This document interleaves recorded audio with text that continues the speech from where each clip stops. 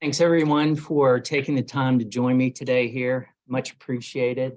Thanks, Jamie, for helping set this up as well. My name is Greg Bell. I'm the regional manager for SOX Erosion Solutions, as Kelly had said. Our company is an American company. We are based in Boca Raton, Florida. I have a couple of my coworkers online watching the presentation as well. We're growing, so we have some newer employees that will benefit from the presentation as well. There they are waving. A couple of years ago, the president signed an infrastructure bill that included the Build America, Buy America Act. That is, allocating federal funds for infrastructure projects. The Build America, Buy America Act is about utilizing products that are manufactured here in the United States.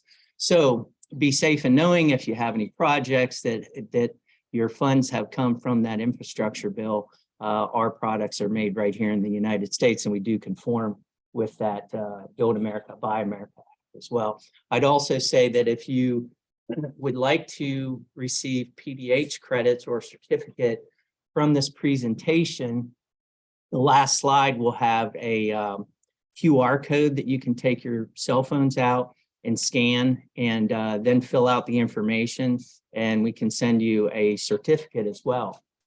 So my company, not my company, but the company I work for, is SOX Erosion Solutions, and we are the manufacturer of our unique solutions for erosion repair and prevention, and for bank stabilization. It's an environmentally focused methodology, since we can incorporate vegetation in several different ways. And I'm going to point out those different ways that we can do that during this presentation. It's also a cost-effective and long-lasting solution because the vegetation adds root structure. And it also has a filtering component as it relates to stormwater runoff as well. We have 3 different brands. You have Shore SOX and Dredge SOX. Physically, those products are identical to one another. Then the brand names are derived from the different ways that fill materials introduced. We also have a perimeter control product called SOX Fence. It's a direct replacement for silt fence and straw wattle. How many here have worked with silt fence or straw wattle? Raise your hands. Okay, so it is those 2 products are single-use products.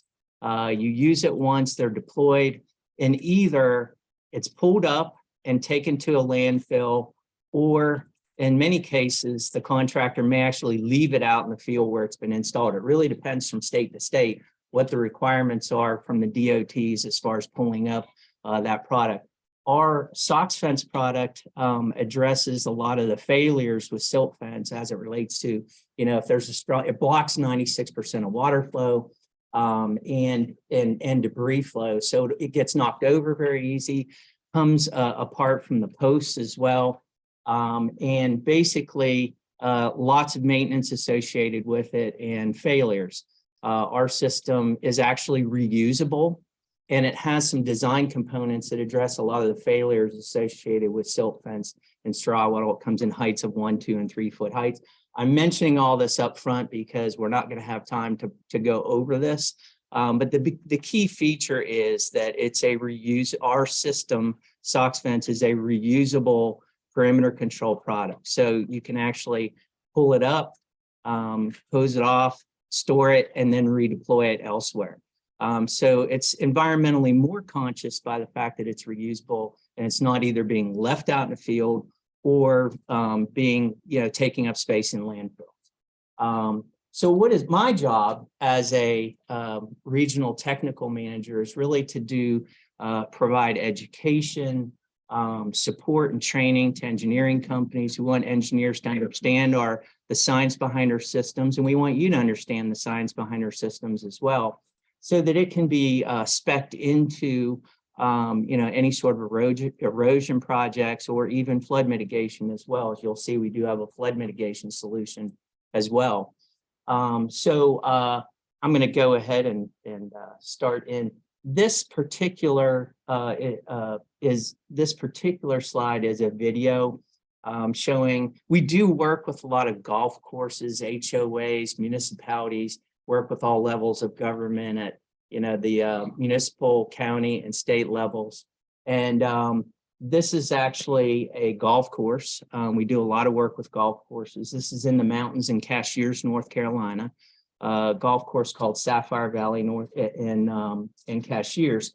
So you can see, high velocity stream created an escarpment. You have all this river stone that's piled up from the water velocity. And this whole part of the golf course during 3-inch rain events or more literally goes underwater. So our solution was actually utilized to repair the erosion. They actually gained some land back due to the erosion as well. So I'm going to go ahead and play this now. Hopefully I can just click on the do this.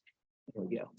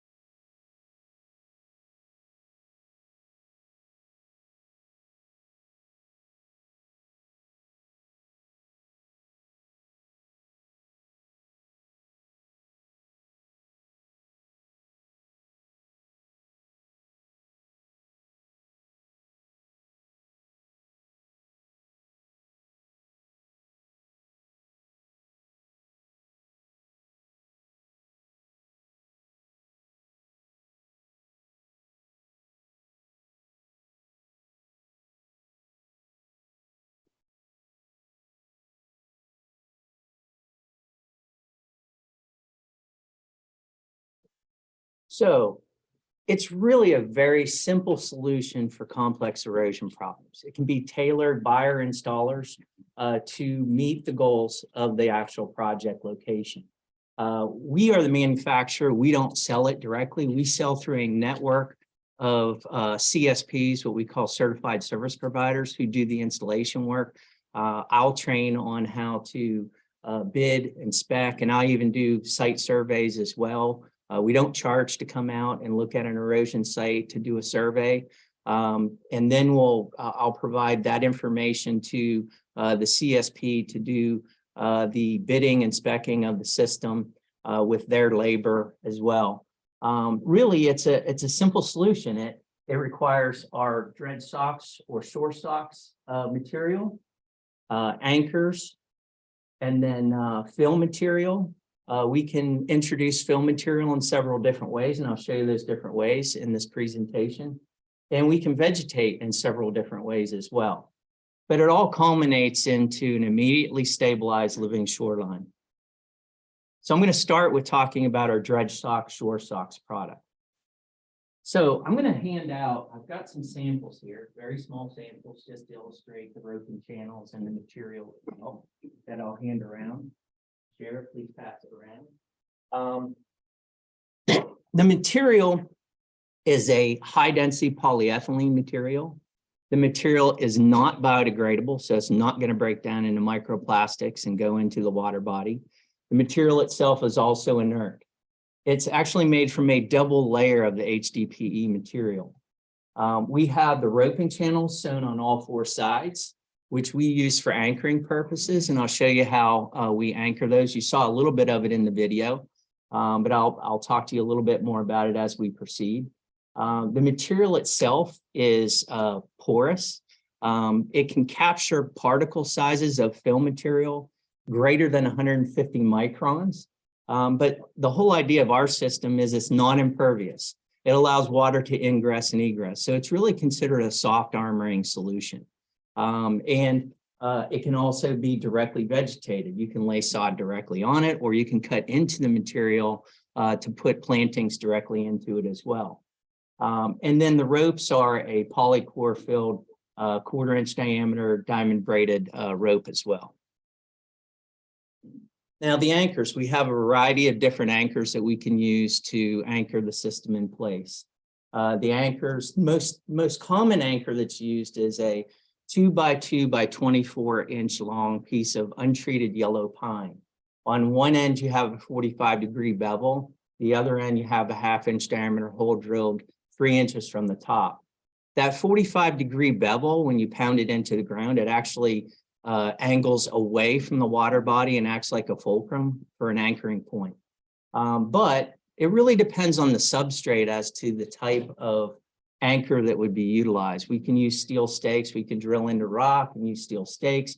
We can tie into a concrete culvert pipe or the surroundings of a concrete outlet. We can use bullet anchors, arrowhead anchors, and even helicals as well. We can tie into existing wooden bulkheads as well. As you can see here, good picture of the upper row of anchors at an angle, and those are the anchoring points as well. Close up of those anchors. So what we do is we make a cut in between the seam and the roping channel, tie a slip knot through there, take the anchoring rope and run it up through the 1/2-inch diameter hole, wrap it around twice, and then a double knot. So when I'll talk about the material as well, but basically we sell the material in lengths of 100 and 200-foot lengths. We sell it in widths of 6 foot, 12 foot, 18 and 24-foot wide systems. Our 6 foot and 12-foot wide systems require 75 anchors per 100 linear feet. For our 18 and 24-foot wide systems, they require 113 anchors per 100 linear feet. And I'll talk to you about the anchoring configurations as well. Also, the picture on the right-hand side is, as you saw, there's roping channels sewn on all 4 sides. We also can anchor in a horizontal manner to create tension, to take wrinkles out of the system, to make sure that the system on the upper level has a really strong connection with the ground. So when you're pushing fill material in, it's not going in underneath the system. All the fill is being introduced into our technical mesh. Fill materials. So fill materials can be a variety of different types of fill materials, but I'll first talk about how the 2 brands got their names. So SOX will lay our SOX material out flat. We'll install a bottom row of anchors, which is each anchor separated by 3 feet. Introduce the fill material. In this case, they're building like a mound. So you can tamp it, shape it into a mound, and then even apply some water to help it settle. And then wrap the material over top. The upper row of anchors is staggered in between the bottom row of anchors. So there's literally an anchor every 18 inches. And then you directly vegetate as well. So our dredge SOX system, you can introduce fill material if the body of water is dredgeable and it has a good sandy mix. So the best combination for fill would be 70%, 80% sand, 20 or 30% organics. The organics retain moisture to help promote root structure growth. If you had 100% sand, sand actually drains very well, and then you're not going to have enough moisture content remaining in the fill to really help promote the root structure growth. But we can dredge from the water body if there's a good sandy mix and push that fill material right into our system. If, let's say, you're dealing with the interior part of the state and you're dealing with a lot of clay, when you apply water force to clay, it breaks down into too fine of a material to use as fill. So in those cases, you have to bring fill material in from offsite, and you'd push that fill material in with water pressure so that it creates compaction in the toe of the system and builds back very solid. So remember, the material's porous, so it dewaters very quickly as well. But you can also use a variety of different fill materials. Really depends on what's readily available and what are the goals for the project site. We've used, we can blow in mulch or compost. Again, I mentioned dredge spoils. I understand now oyster shells aren't as plentiful as they once were. So that may not be a viable fill any longer. Locally sourced organic media or excavated soils, you know, for example, golf courses may use aeration plugs, they may use reclaimed bunker sand, or if there's just some excavated soils that are usable from a particle size standpoint and don't have too much clay content in it, they can actually be used for fill. I would never recommend piling this much fill up behind the system, but this is an example where the body of water probably had a clay bottom and we could not dredge and use those fill materials. So they brought fill material in from offsite, and then the way it can be filled is by using a trash pump that you're pumping water from that water body and pushing the fill material into our system. So I'll play this video for you here real quick. Here we go.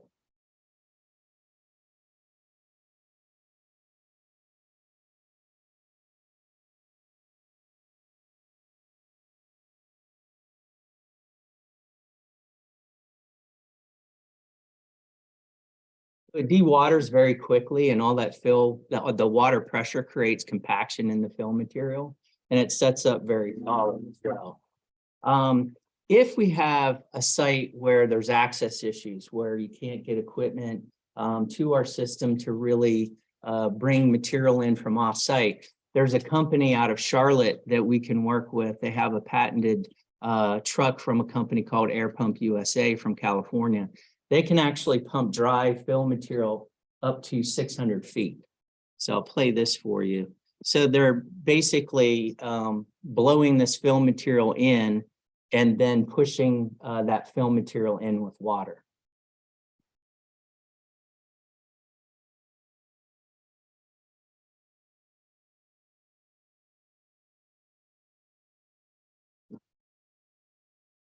So the other way, this is actually a video I took down in Florida during an installation.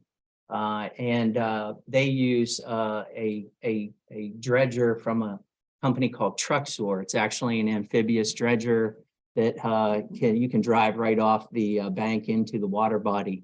And basically, you can dredge the sandy mixture from the bottom of that water body, push the fill material directly into the system. See how it's dewatering very quickly as well. And the operator's already able to stand on it as well. So because of that compaction in the fill material and the dewatering very quickly, it sets up very solid. Here's a close-up of that video of that same install. So again, they're dredging from the water body, pushing it in, and how it's dewatering.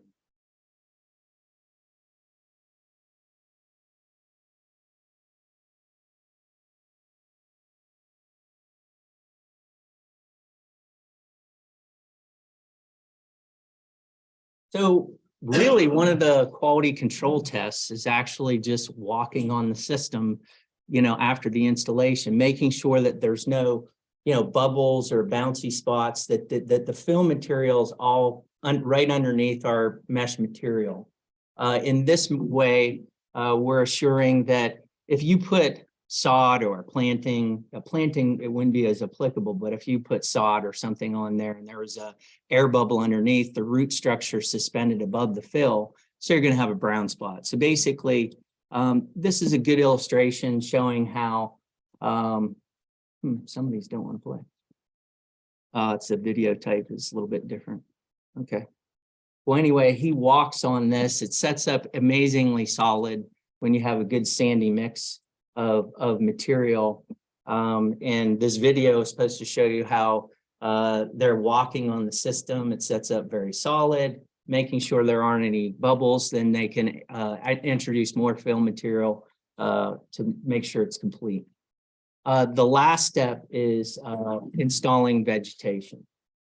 There's a few different ways to install vegetation. So if it's a an area like along a ditch bank or anything, we can install, and we can actually build this to any slope. We can stack the system to go vertical as well.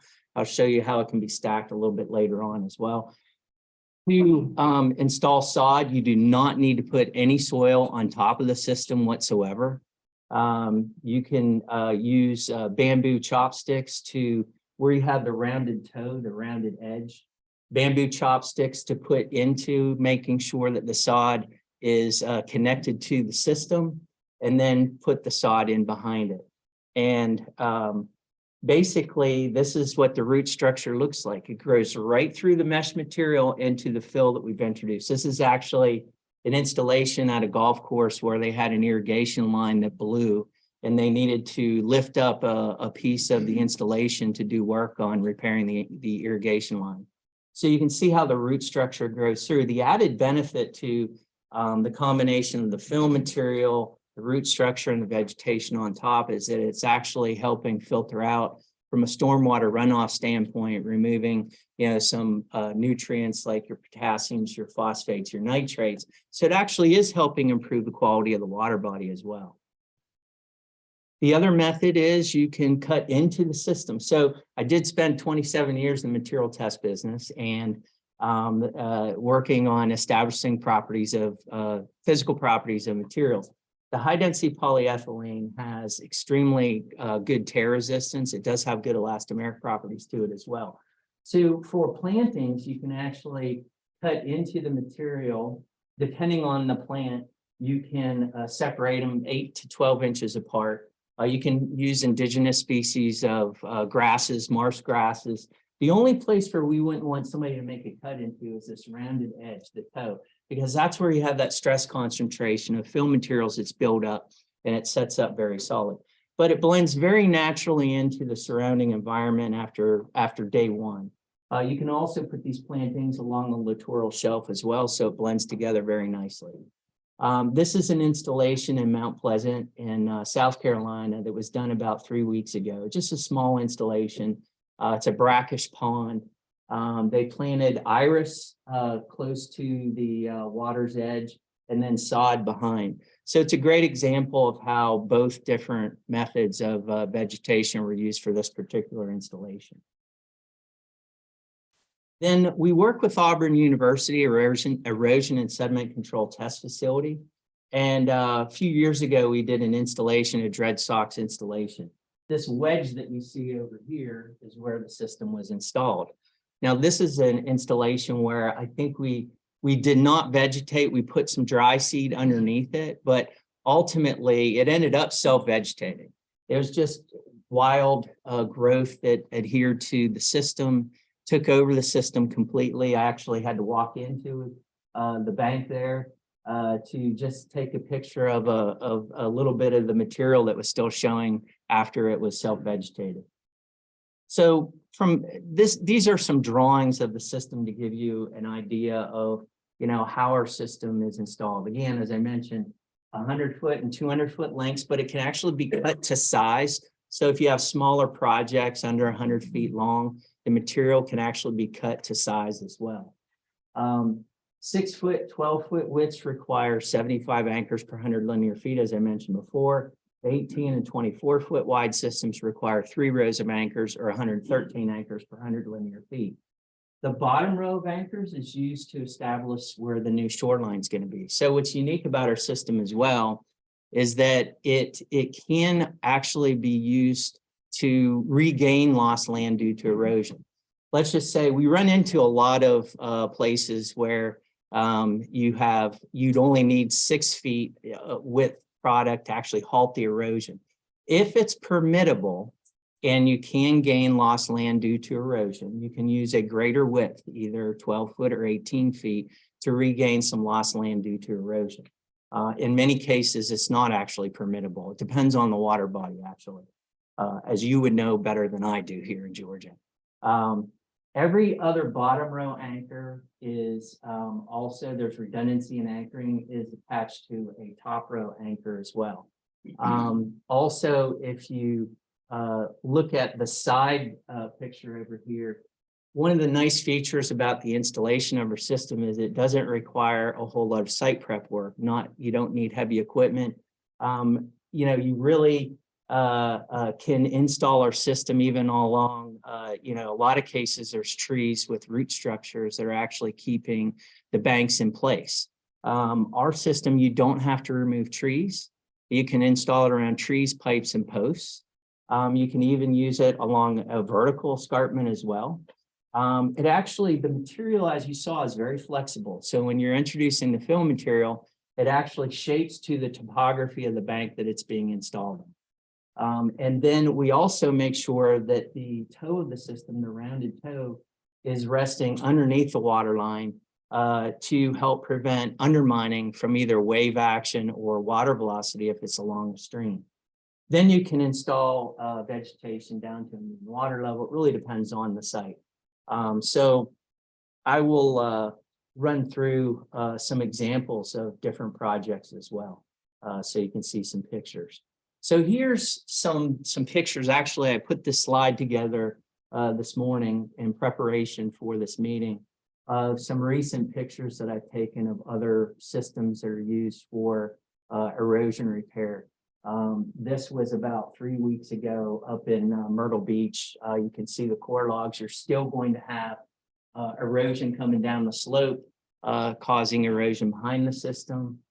This is actually a project I'm working with an engineering company on at Sunset Beach in North Carolina as a replacement for the riprap. You've got stormwater runoff coming off the roads. The more impervious surfaces you have, the more roads, driveways, homes, you're going to have more stormwater runoff getting pushed down slopes that causes erosion, even behind the stone as well. Wooden bulkheads, eventually, they're going to deteriorate over time as well. I see a lot of this where you have erosion behind the bulkheads because you have stormwater runoff that's hitting the edge of the bulkhead and going down. And then depending on the water body, you can have a lot of wave action, or if it's in a tidal area, you'll have earth pressure on one side, the changing water heights on the other side. And then you've got anything vertical in that kind of environment is going to move over time as well. So these are just some before and after pictures. This is about as common erosion as you're going to see along, water body. So the before, during, and after pictures. Again, our system is used to smooth the shoreline as well. This is actually an installation at a golf course down in Delray Beach in Florida. So in the upper left-hand corner, the water body is essentially a dead water body. It's pretty much an eyesore for their golf course. You have stone and the pipes sticking out. Our system was installed around the entire perimeter. They also planted some marsh grasses along the edge of the pond. And it started to attract wildlife back to it, first insects and then aquatic life. And it really revitalized the ecosystem for that water body as well. An example of regaining some lost land due to erosion. So you have a heavily eroded bank here. Again, we're not having to remove trees. Our system is installed and directly vegetated. Again, you can cut around pipes and make a nice connection.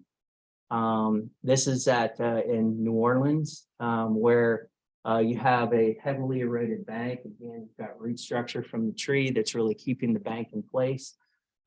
Debris is just removed. Any sharp, let's say, roots that would be sticking out from the bank or anything sharp in the water line where the installation would take place would be removed.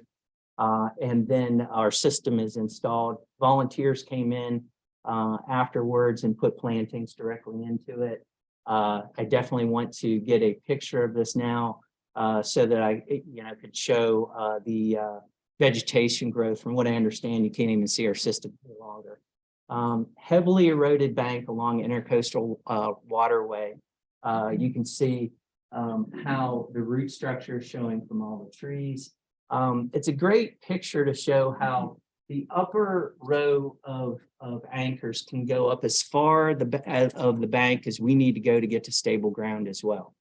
So you can run the roping channels way up the bank. make sure that, you have a stable anchoring point. And again, it's not like all that weight from the fill material in our system is hanging from these anchors. It's taking the shape of the topography of the bank as well. So you can see again how we can cut and shape it around trees. We can also stack our system as well. This was a heavily eroded stream for a Lennar Homes. I think it was in Alabama. You can see the red clay here as well. So the stream was heavily eroded. They really couldn't develop those lots without addressing the stream erosion and protecting those homes from future erosion issues. We can also incorporate stone within our system as well. So this is something that I'm talking to the DOTs about, is that, the in-house solution for most DOTs is just to throw riprap on a bank. I've seen it firsthand, my prior job working with DOTs. Riprap doesn't work well when the bank is too steep, or you've got water velocity along a stream, because individual stones can be moved by the water velocity. You can have I've seen literally a whole bank of stone undermined, and then it all ends up down in the stream bed from a slide. I've also seen them put riprap on top of an already formation of a slide. So all you're doing is adding weight onto an already unstable situation. So in our situation, we can incorporate stone. Now the advantage is you have it anchored in place. You have it contained within our technical mesh material. The larger particle sizes actually create more room for water to flow, ingress and egress through our technical mesh material. And you've got the collective weight of the stone together so that it won't move at that point. And you've got it down to the shelf so that it's not being undermined as well. So you have a heavily eroded bank due to wave action in this large water body. You can even see where the fence posts. This is a shore SOX install where you lay the material out flat, anchor it in, the upper row anchor, or the bottom row anchored in place, fold the material over the top, anchored in place, and then they push fill material on top of that so that they could actually vegetate to reformulate the shoreline as well. The first video that I showed you early on in the presentation, you see all that river stone that was pushed downstream from the water velocity. That was repurposed and used directly into the toe of the system. So it actually is able to hold up to the water velocity a little bit better. Let's see if I can get the mouse working here. So this is the normal water flow. Again, this installation has been there between 3 and 4 years. This whole area has gone completely underwater several times, probably a half a dozen times since the original installation. It goes underwater probably 2 or 3 times a year. That course loved the solution so much they are budgeting for new erosion sites on their golf course annually. So this is another area of that same golf course where they have an outlet pipe, and that outlet pipe during a heavy rain event is causing erosion down the stream. So you see the before, the during, and then the after. So again, some of these high-level golf courses have a really high level of aesthetics requirements right after the installation. They want it to look like it was always there. Bridge scour, working with the DOTs is a huge issue where you've got erosion that's starting to eat its way towards a support structure of a bridge. Now, this is a small private bridge. They have the same problem. If you have erosion that starts to compromise the support structure of a bridge, you're looking at a much larger bill. So this is the erosion you can see.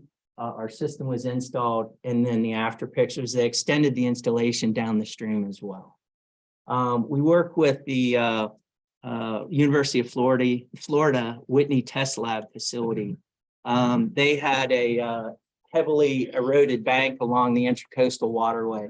This is just a small 6-foot wide installation of our system. Now, you'll notice it's not retransmitting wave action out into the water body for 2 reasons. One, if you look at the water as it's coming down off, it's going into the system and then coming out. Also, the slope can be manipulated with our system to help reduce, it can actually help in the dispersion of wave action as well. Anything vertical is going to retransmit wave action out into the water body, so you're going to have erosion elsewhere in that water body that's unprotected. Again, this is more of a soft armoring solution that can be vegetated. Somebody had planted sod up there. Well, that wasn't a saltwater type grass. I don't know who laid that down. I'm sure you caught that real quickly. So that salt spray ended up really killing that sod in no time at all. So they left it unvegetated, and Spartina grass just took over the system over time as well. Failed wooden bulkheads. Yeah, this is a good example of how we can use, engineers who call these soil lifts, where we're able to stack our system, and we can actually stack and build to pretty much any slope. You can look, we're dealing, again, Indian River Lagoon is a tidal lagoon. They have about a 9 or 10 foot difference between low tide and high tide. If you look on the right, you can see the neighbor's bulkhead and how far it's leaning forward. Again, you have that tidal change, the tidal changes every day going up and down, but you're always going to have earth pressure on the backside of it. The other thing is you're always going to have stormwater runoff. It's going to be hitting the backside of a vertical bulkhead. And that can drive that water down behind the system and cause erosion as well, and creates pressure behind the system. Our system, again, you can stack it up, and they even cut into it and put plantings into every level of this as well. A failed concrete seawall down in Florida. Again, you can see how over time it was undermined, the whole slope slid forward. Our system was then installed behind that failed seawall, and then that seawall was removed after the install. Just a video, we had some visitors to one of our banks. You can see a bit of the material where they're eating. Again, it supports the indigenous vegetation for plant growth. And this is down in Florida, where they had manatees eating right off the shore when we were visiting the site. I'll talk a little bit about, we do have a solution for flooding, not just tidal flooding, but flooding in general. So I used to live at Carolina Beach in North Carolina. I lived off of Ocean Boulevard. It was 2 blocks away from the ocean. And back in 2018, I remember it well, Hurricane Florence was headed right for us. Jim Cantori coming to your hometown is never a good thing in hurricane season.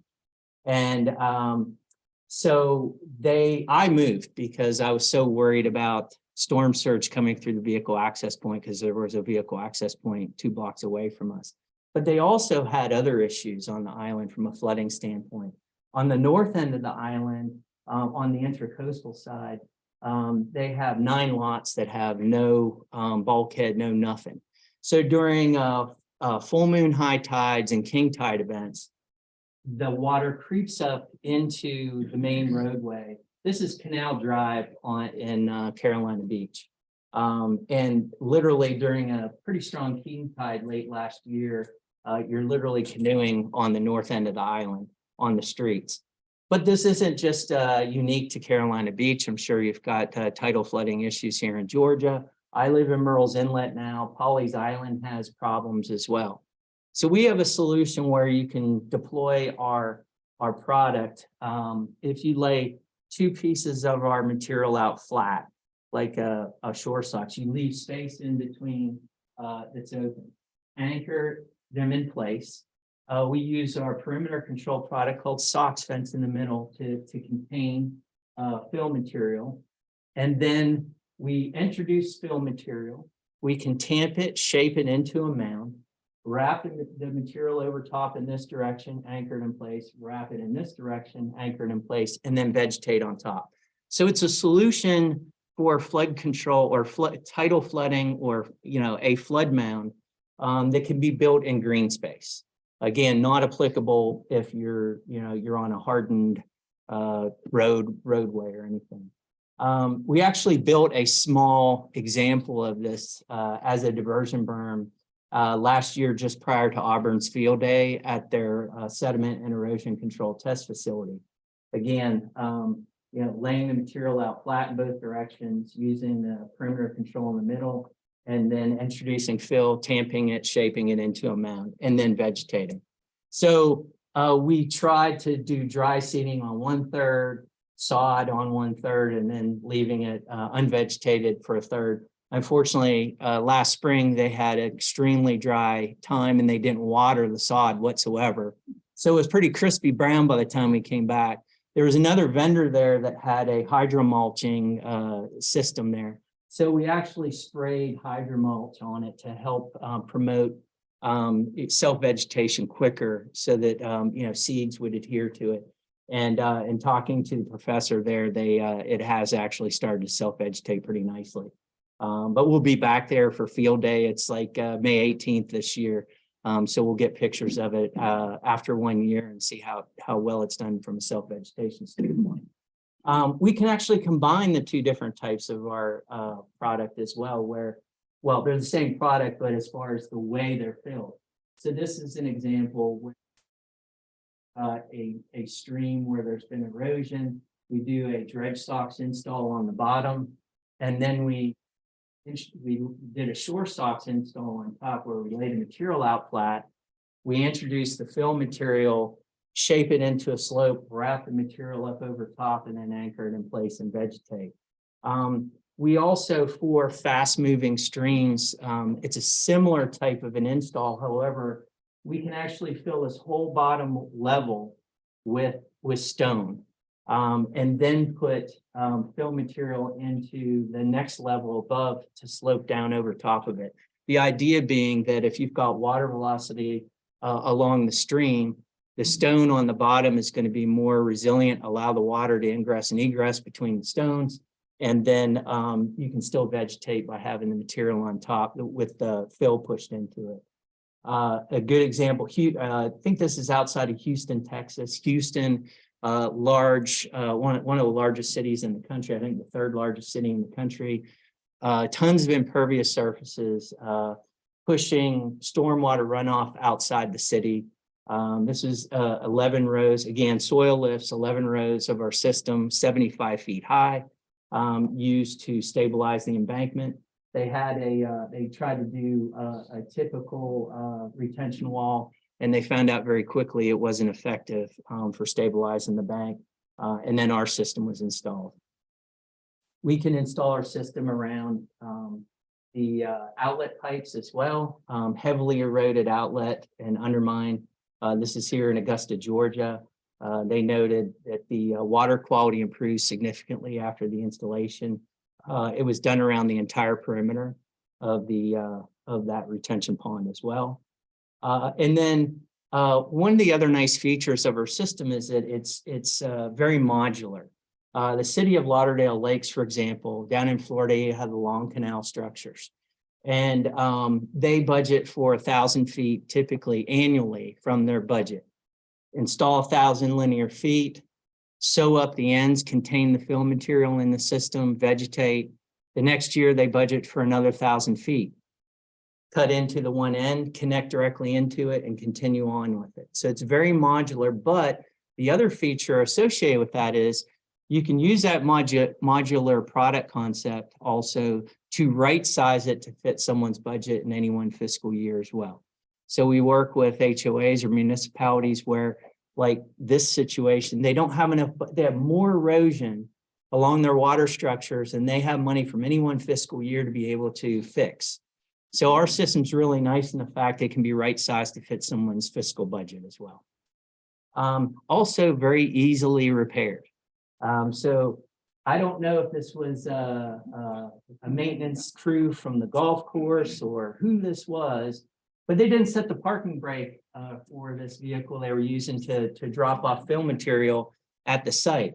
So it coasted back in over top of our install, and the undercarriage just tore into the toe of the system. So in this case, they cut the anchoring ropes on top, opened it up, pushed the fill material out. They sewed in a patch and then re-anchored, reintroduced the fill material, and then vegetated. So it was very quick, simple, and very cost-effective repair Other products like geotubes, if you lost, if you had a puncture, you'd lose a whole section of it as well. So just to kind of cover the key advantages here to the system, it's a soft armoring solution. It's anchored in place for stabilizing any earthen embankment. The material itself is not impervious. It's also not biodegradable, so it's not going to break down in microplastics and go into the water body. Keep in mind, it's a polyethylene, not a polypropylene. Polypropylenes tend to be more susceptible to UV tests or UV rays and break down into microplastics. Polyethylene not. They've been using polyethylene since the 1950s for pipes. Those pipes are still in place. Everybody asked me, well, what's the lifespan of polyethylene? It's still being determined because the oldest installations were in pipes that started in the 50s. So it's hard to do a life cycle study on a material like that to determine. I'd say it's probably easily more than 100 years. It really depends on the substrate and the environment that you're putting it in as well. It accepts fill material in several different ways, and it can be directly vegetated in several different ways. Again, vegetation, along with the fill material, the root structure can help improve the water quality by filtering out some of the harmful nutrients. It's modular and continuous in its connectivity, but it also can be right-sized to fit someone's budget. It has this ripstop technology, another term for high tear resistance as well. Accepts particle sizes of the fill material greater than 150 microns to be captured in our system. It can be installed below the water line. It's easily stackable, easily repairable. We cut shape it around trees, pipes, and posts. Blends very naturally into the surrounding environment immediately after the installation. The material itself is inert. You can regain lost land due to erosion if it's permittable. We have an in-house trainer that can train other companies to do installs or maintenance people from a municipality to do their own installations. The material itself from us as a manufacturer has a 5-year warranty from defects. We've worked with Army Corps offices in different districts. This example of a number of different municipalities that we've worked with. And that really ends my presentation. If you do want to get a certificate, a PDH certificate for credit for attending this, you can take your cell phone out now, scan the QR code, and we can send you a certificate. And I'll let you stop. And we'll open it up for Q&A here after we stop the recording. All right, thank you for your presentation.